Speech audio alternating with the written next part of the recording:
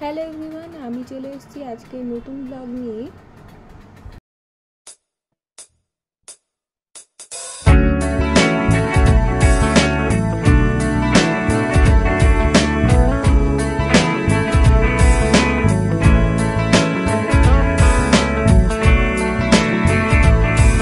স্বাগত আপনাদের কলকাতার এক অসাধারণ রত্নে পরেশনাথ জৈন মন্দির।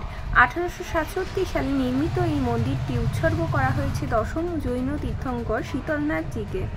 মন্দিরে প্রবেশ করলেই চোখে পড়বে এর অপরূপ স্থাপত্যকলা। সাদা মার্বেলের খোদাই, বেলজিয়ান কাচের ঝলক আর আয়নার কারুকার্য পুরো মন্দিরকে করে তুলেছে অপূর্ব সুন্দর। চারপাশের বাগান, ঝর্ণা আর শান্ত পরিবেশ যেন ভক্তি আর প্রশান্তির এক বিশেষ আবহ তৈরি করে।